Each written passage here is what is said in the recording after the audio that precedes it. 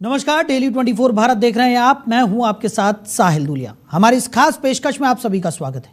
तो ऑस्कर जीतने वाले म्यूजिक कंपोजर AR रहमान का इंदिरा गांधी इंडोर स्टेडियम में लाइव कॉन्सर्ट होना है।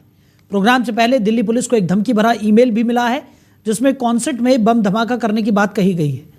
इस कॉन्सर्ट में हजारों की संख्या में AR रहमान के फैंस और VIP आने वाले हैं, लेकिन धमकी भरे ईमेल ने दिल्ली पुलिस और सुरक्षा एजेंसियों की नींद उड़ाकर रख दी है।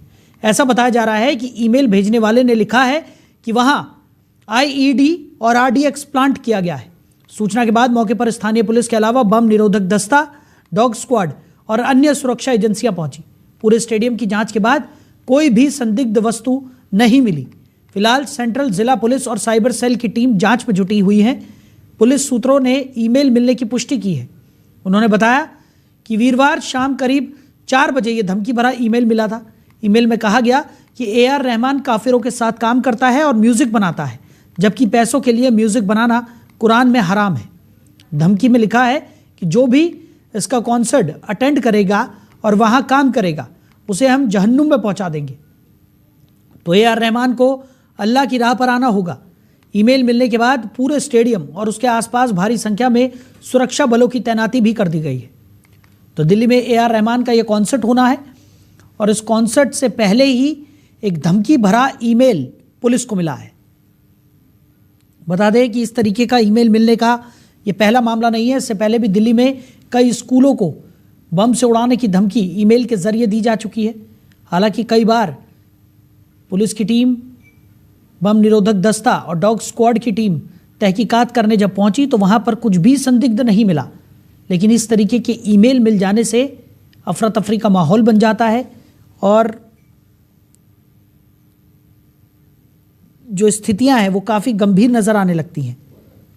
वहीं AR रहमान का कॉन्सर्ट दिल्ली में होना है, जिसको लेकर तमाम तरीके की तैयारियां की जा रही थी। इसी बीच आपको बता दें कि दिल्ली पुलिस को ये धमकी भरा ईमेल मिला। ईमेल में कॉन्सर्ट में बम धमाके की धमकी दी गई। तो धमकी मिलने के बाद सुरक्षा एजेंसियां अलर्ट मोड पर हैं।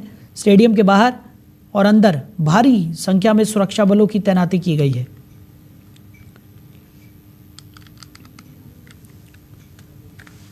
तो ईमेल के जरिए इस तरीके की धमकी भरे जो संदेश हैं वो भेजे जाते हैं।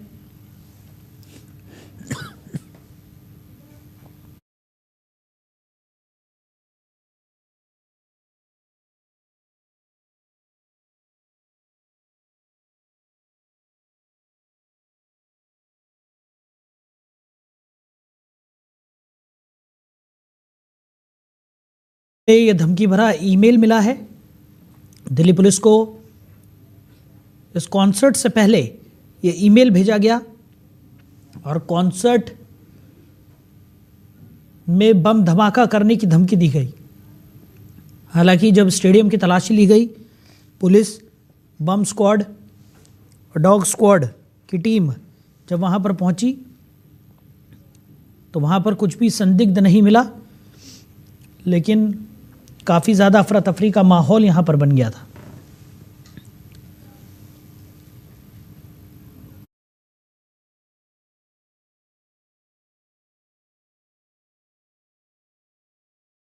कॉन्सर्ट होना है और इस कॉन्सर्ट से पहले यह धमकी भरा ईमेल पुलिस को मिला है। हालांकि कोई भी संदिग्ध वस्तु स्टेडियम में नहीं मिली है, लेकिन उसके बावजूद जांच एजेंसियां पूरी तरह से अलर्ट मोड पर हैं। स्टेडियम के अंदर और बाहर सुरक्षा के कड़े इंतजाम कर दिए गए हैं। प्रशासन पूरी तरह से मुस्तैद नजर आ रहा है। अंदर और बाहर भारी संख्या में पुलिस बल की तैनाती भी कर दी गई है।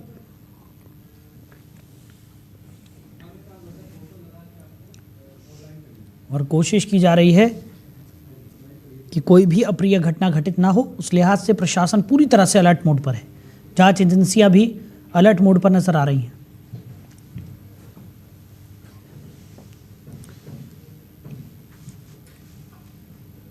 तो कॉन्सर्ट से पहले यह धमकी भरा ईमेल मिला है। ईमेल में कॉन्सर्ट में बम धमाके की धमकी दी गई है। धमकी मिलने के बाद सुरक्षा एजेंसियां अलर्ट मोड पर आ गई हैं। स्टेडियम के बाहर भारी संख्या में सुरक्षा बलों की तैनाती भी कर दी गई है। तो AR रहमान का ये कॉन्सर्ट दिल्ली में होना है, जिसको लेकर तमाम तैयारियां की जा रही थी। उसी बीच दिल्ली पुलिस को ये धमकी भरा ईमेल मिला और इस ईमेल मिलने के बाद स्टेडियम में तहकीकात की गई। डॉग स्क्वाड की टीम, बम निरोधक दस्ता और दिल्ली पुलिस स्टेडियम पहुंची, जहां उन्होंने स्टेडियम में छानबीन की तो कुछ भी संदिग्ध निकलकर सामने नहीं आया।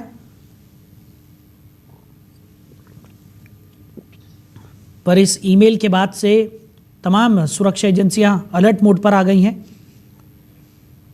और स्टेडियम के अंदर और बाहर सुरक्षा के कड़े इंतजाम किए गए हैं। भारी संख्या में सुरक्षा बलों की तैनाती भी कर दी गई है।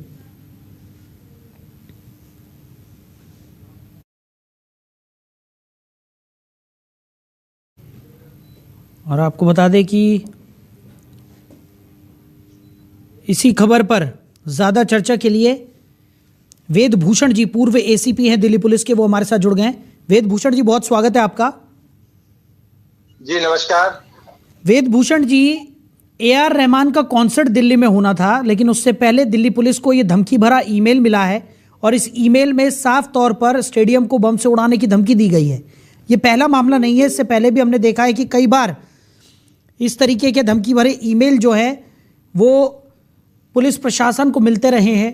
कई बार स्कूलों को बम से उड़ाने की धमकी दी जाती है, कई बार कोई ऐसी जगह पर बम लगाने की धमकी दी जाती है जहां पर बहुत ज़्यादा क्राउडेड वो प्लेस होती है और काफ़ी अफरा तफरी का माहौल यहाँ पर बन जाता है। हालांकि अभी तक कुछ भी ऐसा संदिग्ध न स्टेडियम में मिला है न स्टेडियम के आसपास के एरिया में मिला है। कैसे देख रहे हैं आप इस पूरे घटनाक्रम को? देखिए, पुलिस को एक ये चैलेंज के रूप में ही एक्सेप्ट करना पड़ता है, क्योंकि जिस तरह से हालात हिंदुस्तान के अंदर, पड़ोसी राज्य बांग्लादेश के अंदर बने हुए, पाकिस्तान में बने हुए, श्रीलंका और दूसरे तमाम जगहों पर बने हुए हैं, उस तरह से चूंकि AR रहमान एक देशभक्त आदमी है, उनके बारे में माना जाता है कि वो देश से जुड़े हुए हैं, भारत की मिट्टी से, भारत के तिरंगे से जुड़े हुए। जितने भी उनके गाने हैं उसमें देशभक्ति का पुट है। तो बहुत सारा मुस्लिम वर्ग एक ऐसा है जो उनसे परहेज रखता है। वो हिंदू माता की, हिंदुस्तान की जय क्यों बोलते हैं, तो उनको कुछ परेशानी है। और ऐसे हालात में जब दिल्ली के अंदर लाल किले पर ब्लास्ट हुआ है और नया साल बिल्कुल दस्तक दे रहा है, बिल्कुल 2026 शुरू होने को जा रहा है, क्रिसमस का त्योहार है, पूरे मार्केट भरे हुए हैं, पूरी दुनिया के अंदर नए साल की तैयारी चल रही है। ऐसे टाइम में बहुत सारे लोग, हो सकता है कि ये जो थ्रेट है जेन्युइन तरीके दी गई हो और जानबूझकर दी गई हो, परंतु जो करने वाले होते हैं वो इस तरह की थ्रेट नहीं भेजते, वो अपना काम करके गुजर जाते हैं। जिस तरह से रेड फोर्ट के ऊपर जिस तरह से बॉम्ब ब्लास्ट हुआ और आपने देखा कि उसमें काफी बड़ा लोगों की जान माल की हानि हुई, परंतु इसको दिल्ली पुलिस कभी भी हल्के से नहीं ले सकती, क्योंकि AR रहमान बहुत बड़े एक सेलिब्रिटीज हैं और NDTV एक बहुत बड़ा चैनल है इंडिया का जो इसको ऑर्गेनाइज कर रहा है। तो तमाम चीजें जो, और बल्कि ऑर्गेनाइजर भी इसके अंदर मुस्लिम ही है।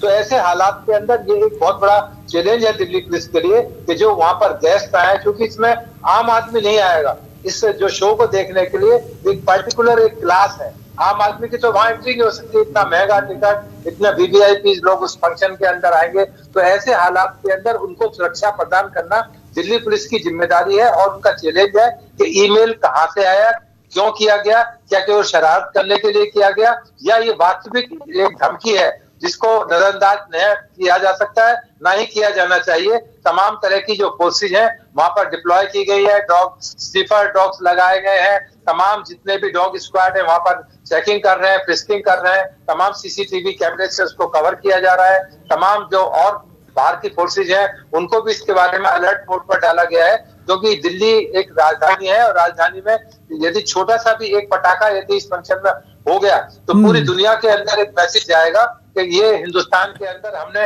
एक और धमाका कर दिया। अभी आपने देखा कि ऑस्ट्रेलिया के अंदर किस तरह से एक जो इंडियन हैदराबाद का रहने वाला मुस्लिम था, किस तरह से उसने ज्यूस के ऊपर जाकर अटैक कर दिया। अमेरिका में वाशिंगटन के अंदर एक मुस्लिम आदमी ने किस तरह से वहां पर अटैक किया, हालांकि बहुत भारी नुकसान नहीं हो पाया, उसको बचा लिया गया।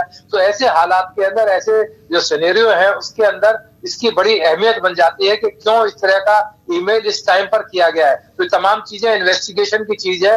दिल्ली पुलिस का साइबर सेल, दिल्ली पुलिस का स्पेशल सेल, लोकल पुलिस तमाम इस मेल की इन्वेस्टिगेशन के अंदर संलग्न है और कोशिश की जा रही है इसको लोकेट किया जाए और जल्दी से जल्दी उनको पकड़ा जाए और कानून की जद में लाकर कानूनी कार्रवाई की जाए, क्योंकि इस जो प्रोग्राम है AR रहमान का, इसको रोका नहीं जा सकता, पोस्टपोन नहीं किया जा सकता। तमाम तरह की तैयारियां, तमाम तरह की परमिशंस की गई है और जो बुकिंग की गई है वो बहुत बड़ा स्टेडियम है, इंदिरा गांधी स्टेडियम है, वर्ल्ड नोन स्टेडियम है, जहां पर इसकी बुकिंग कराई गई है। तो ऐसे हालात में इसको सफलतापूर्वक कामयाब कराना दिल्ली पुलिस की जिम्मेदारी है, भारत सरकार की जिम्मेदारी है। इस प्रोग्राम के अंदर जो रहमान साहब का प्रोग्राम है, इसमें किसी भी तरह की खलल किसी भी एंगल से, किसी भी ग्रुप से, किसी भी राजनीतिक पार्टी से ना हो। ऐसे हालात में ये चैलेंज जरूर है, परंतु मुझे पूरी उम्मीद है कि दिल्ली पुलिस एक प्रोफेशनल फोर्स है। इंडिया की नहीं, पूरे वर्ल्ड में दिल्ली पुलिस को जाना जाता है उसकी इन्वेस्टिगेशन के लिए और अच्छे काम के लिए। तो उम्मीद है कि इसको सफलतापूर्वक दिल्ली पुलिस करवाने में कामयाब हो जाएगी। अच्छा वेदभूषण जी, क्योंकि आपने लंबे समय दिल्ली पुलिस में आप कार्यरत रहे हैं और कई महत्वपूर्ण मिशंस में भी आपकी भागीदारी रही है, जब इस तरीके का कोई ईमेल आता है, क्योंकि इसको सीरियसली लेना एक तरह की मजबूरी है दिल्ली पुलिस की, क्योंकि इस तरीके के ईमेल का कोई भरोसा नहीं होता है कि किस तरीके का सनकी इस तरीके का ईमेल भेज रहा है। कई बार ऐसा निकलकर सामने आया है कि कोई बड़ी घटना जो है वो घटित नहीं हुई है। इससे पहले भी कई मैसेजेस हमने देखे हैं, ईमेल के जरिए भेजे गए हैं, जिसमें स्कूलों को बम से उड़ाने की धमकी दी गई है, एयरपोर्ट पे बम लगाने की धमकी दी गई है, या कोई भी पब्लिक प्लेस पर बम लगाने की धमकी यहाँ पर दी गई है। हालांकि कुछ भी निकलकर सामने नहीं आया, लेकिन पुलिस की एक बड़ी जिम्मेदारी यहाँ पर इस तरीके के ईमेल आने के बाद बन जाती है, क्योंकि उन्हें इसे सीरियसली लेकर तमाम तरीके के प्रयास यहाँ पर करने होते हैं। और AR रहमान का जो ये कॉन्सर्ट होना है, जैसा कि आपने भी जिक्र किया, क्योंकि जाने माने म्यूजिक कंपोजर हैं, सिंगर हैं, और ऐसे में उनकी लोकप्रियता भी बहुत ज़्यादा है भारत में। कई लोग वहाँ पर शामिल होने पहुँचेंगे, कई VVIP वहाँ पर पहुँचेंगे, VIP वहाँ पर पहुँचेंगे। ऐसे में वहाँ पर सुरक्षा व्यवस्था को चाक चौबंद रखना कहीं ना कहीं एक बड़ा चैलेंज यहाँ पर दिल्ली पुलिस के लिए बन जाता है। देखिए, ये एक कॉल जो है शरारती कॉल हो सकती है, मिस्चीवियस कॉल हो सकती है, परंतु पुलिस इसमें कोई चांस नहीं ले सकती। पुलिस की मजबूरी है।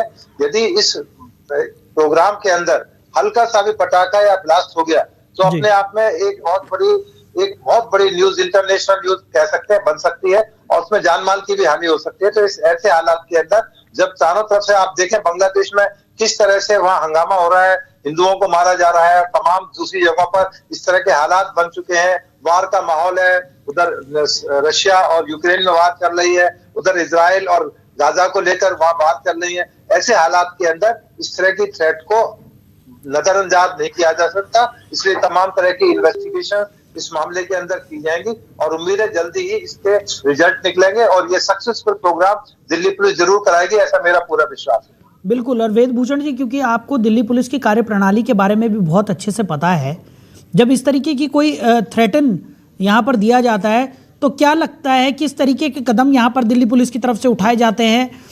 क्या वो प्रोसीडिंग होती है जो दिल्ली पुलिस करती हुई नजर आती है जब इस तरीके का कोई धमकी भरा मेल यहाँ पर आ जाता है? देखिए, एक तो फिजिकल चेकिंग सबसे ज्यादा जरूरी होती है। उसमें जो भी गेस्ट आ रहे हैं, चाहे वो उनके इंस्ट्रूमेंट्स को लेकर आए म्यूजिशियन, उन तमाम की बारीकी से जांच करना और जितने भी जो इनवाइटेड लोग हैं उनको बिना तकलीफ करे हुए उनको प्रॉपर एक आनंद का माहौल है, एक आनंद के लिए लोग इकट्ठे हो रहे हैं, ना कि अपने आप को परेशानी में डालने के लिए। तो इसलिए कम से कम पुलिस उनको परेशान ना हो, ऐसी उनको मैसेज ना जाए और पुलिस का काम भी हो जाए। तो इसलिए चेकिंग कराना, DFMT है, डोर फ्रेम मेटल डिटेक्टर है, उनके अंदर से पास कराना। बल्कि आजकल तो आपने देखा होगा एयरपोर्ट पर बड़ी मशीन आ गई है जो केवल आदमी को अंदर से पास कर देती, चाहे हाथ भी नहीं लगाना पड़ता। तो ये तमाम इस तरह के इंतजाम है। आर्टिफिशियल इंटेलिजेंस का टाइम है, ड्रोन कैमरे से चेकिंग की जा सकती है आसपास के एरिया में, कोई इस तरह की चीजें, कोई ऐसी अप्रिय घटना ना हो पाए, इसके लिए तमाम जो प्रिकॉशंस है वो लिए जा रहे हैं। और गेट पर भी जिस तरह से चेकिंग है, जो अंदर जाने वाले जो आदमी है उनको प्रॉपर तरह से किया जाए। पुलिस को ज्यादा तादाद में महिलाएं आ रही हैं, महिलाओं के लिए महिला पुलिस की तरफ से चेकिंग और डिटेक्शन किया जाए। जब प्रोग्राम चल रहा हो उस टाइम तमाम एंट्रीज बंद कर दी जाए। बहुत सारे इस तरह की गाइडलाइंस एसओपीज बनी हुई है कि इस तरह के जब बड़े फंक्शंस होते हैं तो स्टैंडिंग ऑपरेटिंग प्रोसीजर्स पुलिस के पहले से ही बने हुए हैं कि इस तरह की जहाँ लार्ज गैदरिंग होती है, चूंकि इंडोर प्रोग्राम है तो इसमें इंडोर के अंदर जो प्रायोरिटीज है वो डिफरेंट होती है, ओपन एरियाज के अंदर डिफरेंट होती है। तो इस तमाम चीजों को लेकर इन्वेस्टिगेशन भी की जा रही है और साथ साथ तमाम सक्सेसफुल प्रोग्राम कराने के लिए तमाम पुलिस इंतजाम कर रही है। ठीक है भूषण साहब, हम इस चर्चा को जारी रखेंगे। हमारे साथ साइबर एक्सपर्ट मोहित बजाज जी भी जुड़ गए। मोहित जी, बहुत स्वागत है आपका। जी जी, मोहित बहुत जी, बहुत धन्यवाद। हमारे साथ वेद भूषण जी भी लगातार बने हुए हैं, पूर्व एसीपी रह चुके हैं दिल्ली पुलिस में। उन्होंने एक कार्य प्रणाली को यहाँ पर समझाया कि किस तरीके के कदम उठाए जाते हैं जब इस तरीके का कोई थ्रेटन मेल यहाँ पर पुलिस को मिलता है। लेकिन सवाल यहाँ पर यह बना हुआ है कि एक नया तरीका यहाँ पर इन आतंकियों ने, या फिर कहा जा सकता है कि माहौल बिगाड़ने वालों ने यहाँ पर अपना लिया है। इस तरीके के मेल भेज दिए जाते हैं, उसके बाद अफरा तफरी का माहौल बन जाता है, पुलिस को तमाम तरीके के एहतियातन कदम यहाँ पर उठाने पड़ते हैं। और हम लगातार देख रहे हैं कि इस तरीके के मेल जो है वो लगातार अलग अलग जगहों से पुलिस को मिल रहे हैं, और उसके बाद की जो स्थितियां है वो तो हम सबके सामने ही है। क्या कहेंगे सर? देखिए, सर्वप्रथम दिल्ली में जो ये इंदिरा गांधी इंडोर स्टेडियम में जो AR रहमान साहब का कार्यक्रम होने वाला था, जो राष्ट्रीय पदक भी जीत चुके हैं, और इस ईमेल मिलने के बाद नो डाउट वहां की दिल्ली पुलिस से लेके ये देश के अब सब मीडिया से लेके एक व्यक्ति विशेष की नजर अब है, क्योंकि दिल्ली में अभी रिसेंट में भी एक बॉम्ब ब्लास्ट का कांड हो गया जिसने पूरे देश को हिला दिया था। देखिए, इस मामले में अगर बात करें तो आजकल इस तरीके के ईमेल, जिसमें तकरीबन 80 to 90% ईमेल जो है वो स्पूफ मेल या यूं कहें कि एक फर्जी मेल आ जाते हैं, उनसे कहीं ना कहीं एक थ्रेट तो पहुंच जाता है। और आजकल ये चाहे फेक न्यूज हो, चाहे थ्रेटनिंग ईमेल हो, फिर चाहे अन्य माध्यम हो, इनसे कहीं ना कहीं किसी बड़े जो तरीके के इवेंट्स हैं उनको कहीं ना कहीं डिस्ट्रॉय करने की ये साजिश भी होती है। फिलहाल ये तो इसका एक पार्ट रहा, क्योंकि मैं खुद एक एडवोकेट हूँ और साइबर एक्सपर्ट भी हूँ, टेक्निकल व्यक्ति हूँ। तो इसमें जो समस्या आती है, कोई भी पुलिस हो या कोई भी अथॉरिटी हो, उनको समस्या ये आती है कि जो ईमेल आया है वो किसी ना किसी थर्ड पार्टी सॉफ्टवेयर के माध्यम से आया। सॉफ्टवेयर का मतलब है जैसे आइदर जीमेल, याहू या अन्य किसी मान लीजिए किसी सर्वर के माध्यम से और किसी डोमेन होस्टिंग के माध्यम से किसी पर्टिकुलर डोमेन से वो ईमेल प्राप्त होकर आ गया।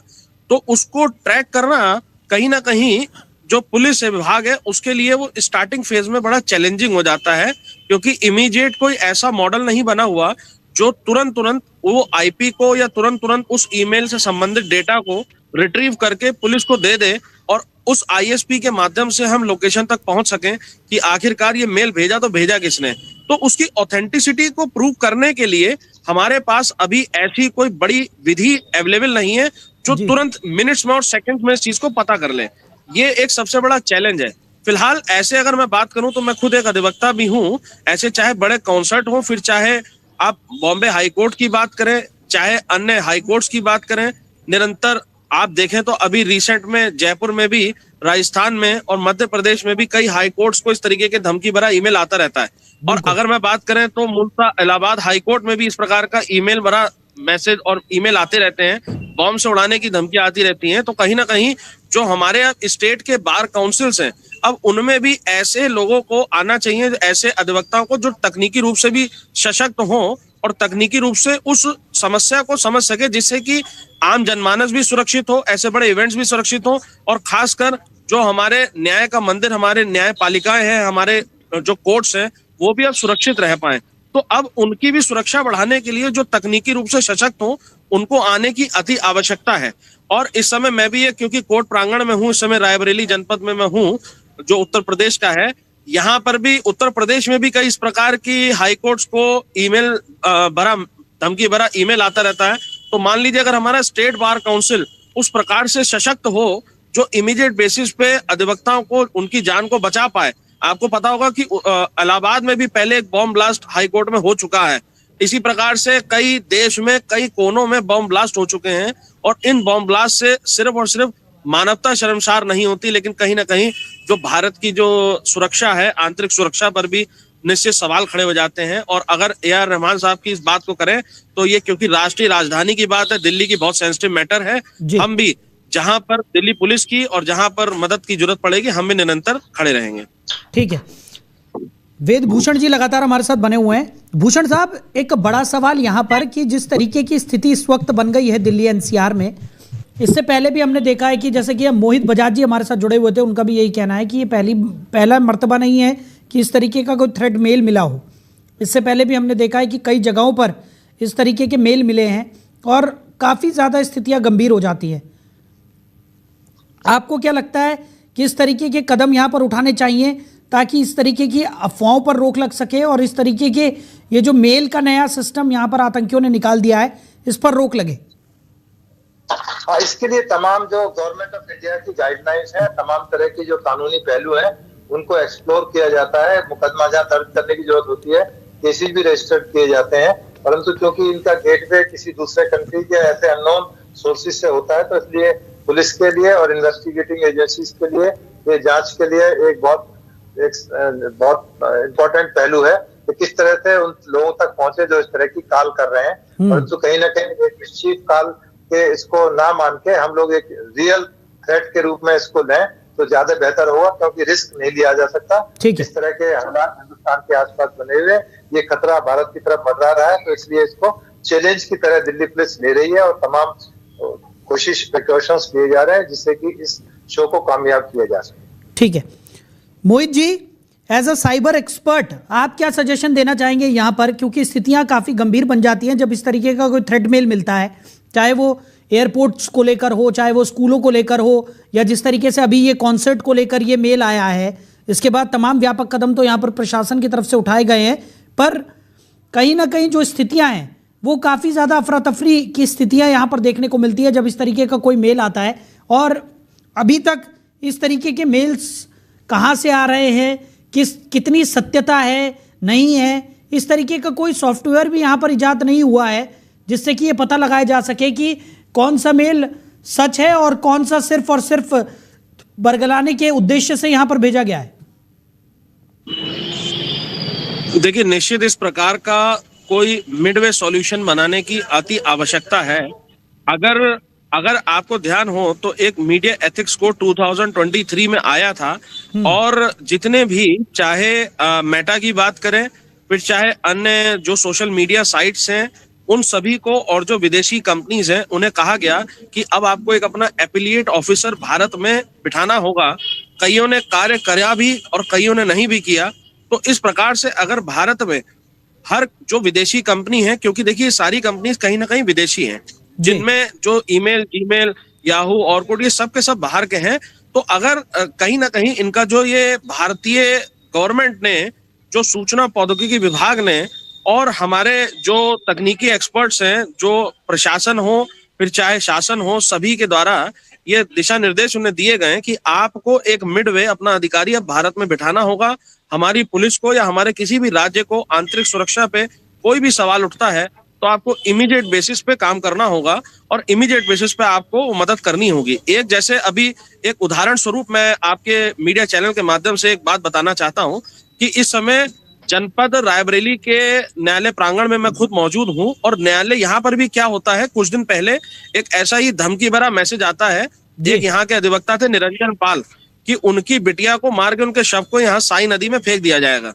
तो उस मामले में भी तुरंत मेटा को तुरंत चीजें करके वहां से इमीडिएट आईपी एड्रेस ट्रैक करके उसके बाद आईएसपी यानी इंटरनेट सर्विस प्रोवाइडर के जो प्रोटोकॉल्स थे और इंटरनेट सर्विस प्रोवाइडर तक हम लोग पहुंचे, और यकीन करिए कि शाम की ये सूचना मिली थी हमें और रात तक इस बिटिया को खोजकर उसके घर तक पहुंचा दिया गया। इसी प्रकार से अगर मिडवे, जैसे अब मेटा बहुत फास्ट हो चुका है, ऐसे ही माइक्रोसॉफ्ट से लेके अन्य जो कंपनीज हैं, अगर वो भी ऐसी मदद कर दे और फेसबुक के यूआरएल से पुलिस को तुरंत इमीडिएट बेसिस पे वो 15 दिनों में, जैसे गूगल एनालिटिक्स कोड के लिए कई बार 15 दिन से लेकर 30 दिन तक रिप्लाई मिलने में दिक्कत आती है, तो जो साइबर सेल है वो बड़ा सशक्त हो जाएगा। और हम भी कहेंगे कि हाँ, अब डिजिटल युग में अगर कहीं कोई दिक्कत करेगा, कोई साइबर अपराध करेगा या कहीं कोई ऐसा आंतरिक सुरक्षा में सवाल उठाने की कोशिश करेगा या थ्रेट भारत में पहुंचाने की कोशिश करेगा, तो हम उसको ताल ठोक कर और सीना ठोक कर कह सकें कि अब चंद मिनट के अंदर हम आपके यहाँ पहुंच जाएंगे। और हमारी पुलिस, जो भारत की पुलिस जो हमेशा अपने सीने पे गोली खाने को रेडी रहती है, वो पुलिस अब फॉरवर्ड होके, जैसे आपको याद होगा कि जब 9/11 वाले हमले से लेके हर एक हमले में पुलिस ने मुंबई से लेके हर एक भारत के विभिन्न राज्यों में कार्य किया, वैसे ही सशक्त हो जाएगी और ऐसे कार्यों में हम आगे बढ़कर समाधान करने में सक्षम हो पाएंगे। बिल्कुल मोहित जी, बहुत अच्छी बात कही आपने यहाँ पर कि कहीं ना कहीं कुछ ऐसे कदम यहाँ पर उठाने की बेहद ज़रूरत अब महसूस होने लगी है, क्योंकि इस तरीके के धमकी भरे ईमेल एक बार की बात नहीं है, कई बार आ जाते हैं और उसके बाद पुलिस की काफ़ी ज़्यादा जिम्मेदारियाँ यहाँ पर बढ़ जाती है। हालांकि पुलिस की तरफ से और काबिल तारीफ़ है कि कहीं ना कहीं पुलिस पूरी सतर्कता के साथ जुटी हुई है और किसी भी आयोजन में किसी तरह का विघ्न यहाँ पर ना आए, उसको लेकर पुलिस प्रशासन पूरी सतर्कता के साथ जुटा रहता है। चलिए मोहित जी, हमारे साथ जुड़ने के लिए, अपना कीमती समय साझा करने के लिए और इस चर्चा में साथ निभाने के लिए आपका बहुत शुक्रिया। वेद भूषण जी हमारे साथ जुड़े हुए थे। वेद भूषण जी, आपका भी बहुत शुक्रिया इस तमाम चर्चा के लिए।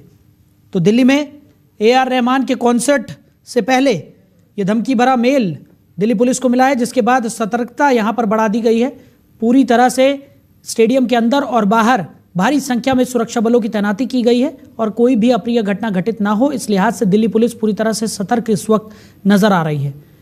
फिलहाल हमारी इस खास पेशकश में इतना ही। बने रहिए और देखते रहिए डेली 24 भारत। नमस्कार।